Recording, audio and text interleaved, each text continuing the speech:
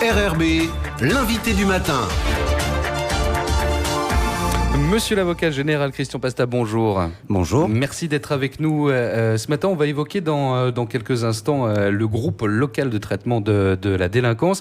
J'aimerais tout d'abord qu'on comprenne quel est votre métier, avocat général. Alors, vous êtes magistrat, mais on a plus l'habitude de parler du procureur de la République, du président d'une cour. On parle aussi beaucoup des avocats. C'est quoi l'avocat général ? L'avocat général, c'est un magistrat du parquet qui instrumente en cour d'appel, donc, et qui, en l'espèce, je suis l'adjoint du procureur général, et qui, au niveau donc de la cour d'appel, siège dans les affaires qui sont évoquées au deuxième degré de juridiction.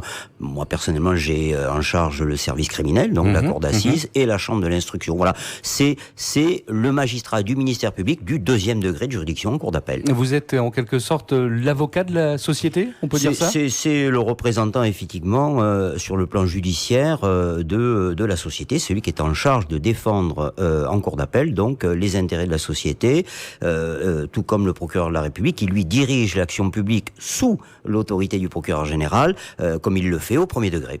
Alors, on va évoquer avec vous donc le groupement local de traitement de la délinquance, créé il y a 3 semaines dans le cadre du déploiement de la police de sécurité du quotidien dans les quartiers de reconquête républicaine, c'est comme ça qu'on les appelle, de Pierre-Lanquette, Tindu et Montravel. C'est quoi ce groupement local de traitement de la délinquance ? Alors d'abord, le GLTD, groupe local, on l'appellera GLTD, c'est plus simple et c'est plus court. Le groupe local de traitement de la délinquance, c'est une instance qui existe depuis pas mal d'années en métropole, qui a été créée en quelque sorte pour suivre la délinquance dans les quartiers dits sensibles, où il y avait une augmentation de phénomènes de délinquance. Et à partir de là, les services de l'État, alors d'abord les services régaliens, police, gendarmerie, parquet évidemment, préfecture, s'occupent donc au niveau de Réunion. C'est une instance qui n'est pas pérenne en métropole, le GLTD. Ici, on a décidé de l'inscrire dans la durée, mais il faut savoir que c'est une instance qui est activée ou désactivée en fonction de la montée ou pas de la délinquance dans cet quartier par le procureur de la République. Alors, il y a une petite particularité ici, c'est que traditionnellement, le pilote, celui qui pilote le GLTD, c'est le procureur de la République. Bon, pour des raisons purement pratiques, le procureur de la République, ici, tenant la dimension de son parquet, le nombre de magistrats, a de très nombreux sujets à traiter, parce qu'il y a la direction de l'action publique, la direction de la police judiciaire, mais il y a aussi toutes les instances partenariales auxquelles il doit participer, et avec l'accord du procureur général, donc, suite à la circulaire du 29 mars 2018, où on nous demandait en quelque sorte, dès lors que étaient créés des quartiers de reconquête républicaine, alors on les appelle comme on veut, dès lors que ces quartiers existaient, étaient créés dans certaines villes, il devait y avoir l'activation en quelque sorte des GLTD. Donc ici, tenant les impératifs du parquet de Nouméa, le procureur général a décidé de me confier, avec l'accord du procureur de la République, bien évidemment, ça fait l'objet de discussions entre nous, et donc c'est moi qui pilote ici, avec le Haut-Saria, donc le GLTD Nouméa. Très concrètement, ça sert à quoi le GLTD ? Enfin, qu'est-ce que ça apporte de plus, j'allais dire ? Alors, le GLTD, c'est une manière de traiter la délinquance différemment en fonction justement de l'état de la délinquance dans certains quartiers. Souvenez-vous, 2005, les événements en métropole, les banlieues qui se sont enflammées, etc. Toutes les villes au sein desquelles il y a eu des difficultés de cette nature ont vu ou créer ou réactiver les GLTD. Pourquoi ? Il convenait à l'époque de traiter les phénomènes de bande, il convenait de traiter les problèmes d'économie souterraine. Alors ce qu'on connaît en métropole, on le connaît moins ici, bien évidemment. Pas forcément ici, mais à l'origine, le GLTD, c'est une instance donc qui est en charge de traiter tout ce qui concerne les trafics, les phénomènes de bande organisée bien évidemment, et surtout l'économie souterraine. Donc à ce niveau-là, il y a un suivi plus pertinent, plus efficient, même si, comme chacun sait, le parquet traite au quotidien de nombreuses affaires avec la même efficacité. Mais ça veut dire qu'il y a une réponse judiciaire plus rapide sur ces quartiers ? Vous savez, la stratégie d'approche de la délinquance qui a été mise en place ici en Nouvelle-Calédonie cible des secteurs de délinquance qui sont à traiter de manière prioritaire. À partir du GLTD, on a une vision dans certains quartiers. On va prendre un exemple. Si dans les quartiers que vous avez cités tout à l'heure, on a une augmentation flagrante des cambriolages, eh bien, dès lors que on va interpeller des individus qui répondent à des phénomènes de bande constitués ou pas, peu importe, des individus qui ont commis des faits de cette nature dans ces quartiers, justement, ils vont peut-être avoir une réponse judiciaire qui sera différente en fonction, bien sûr, de leur personnalité, de la gravité des faits, mais en fonction également de l'endroit où se sont déroulés. En fait, si vous voulez, il y a deux niveaux. Il y a les infractions qui sont commises dans ces quartiers qui vont être traitées peut-être de manière différente, évidemment, mais il y a aussi les résidents de ces quartiers qui, s'ils exportent, pardonnez-moi l'expression, leur délinquance à l'extérieur de ces quartiers, sont signalés aussi comme étant devant faire l'objet d'un suivi particulier. Et je vais me faire l'avocat du diable, mais est-ce qu'un jeune de Pierre-Lonquet, de Tindieu de Montravel, qui est interpellé, est-ce qu'il a plus de chances d'être, entre guillemets, d'être condamné que son petit voisin du quartier du centre-ville qui fait pas partie du GLTD? Alors d'abord, le parquet ne condamne pas. Le parquet requiert des condamnations, donc les magistrats du siège, après, dans toute leur indépendance et leur souveraineté d'appréciation, sont à même de prononcer les sanctions qui conviennent.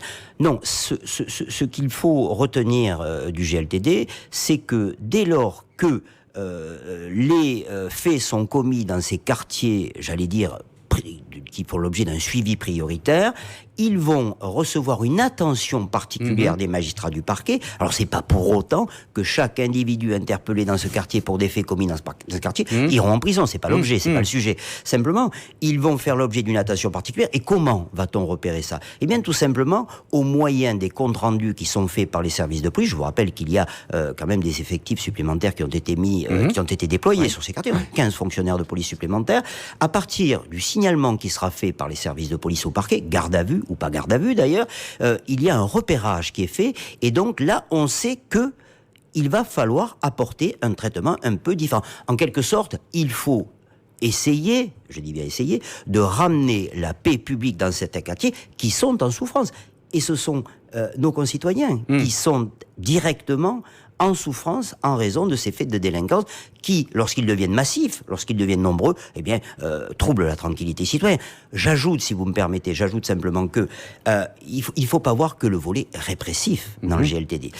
Vous savez, le procureur de la République et le procureur général, d'ailleurs, en fonction de la loi, de l'article 35 et de l'article 39-2 du Code de procédure pénale, sont en charge de la prévention de la délinquance. Alors, le GLTD, de niveau, encore une fois, la dimension opérationnelle, on va monter des opérations de contrôle dans ces quartiers, le procureur de la République va délivrer des réquisitions de contrôle plus précisément dans ces quartiers, bien sûr, ça c'est la dimension opérationnelle avec les services de l'État, je le disais tout à l'heure, police municipale, parquet, ossariat, des opérations ciblées, ça c'est véritablement le cœur, la dimension opérationnelle, mais il y a la dimension de prévention aussi qu'il faut pas oublier avec les bailleurs sociaux, avec la mairie de Nouméa, qui fait beaucoup, notamment dans le schéma de prévention de la délinquance, avec par exemple les alternatives citoyennes.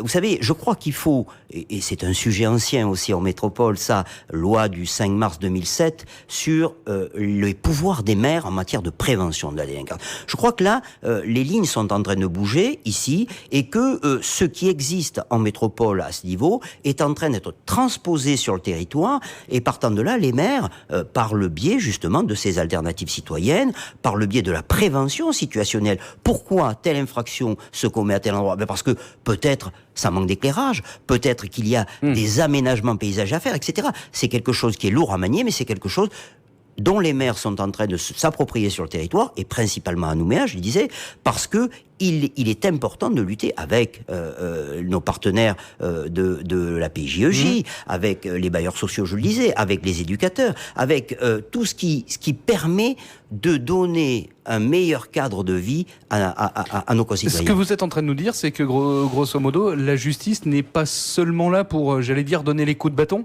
Absolument pas, absolument. Je vous disais, c'est inscrit dans le marbre de la loi, puisque ces articles du Code de procédure pénale donnent aux magistrats du parquet, c'est une obligation de traiter de la prévention. Et Dieu sait si le parquet de Nouméa s'emploie activement dans le domaine de la prévention. Le procureur de la République participe à tous les conseils locaux de prévention et de sécurité.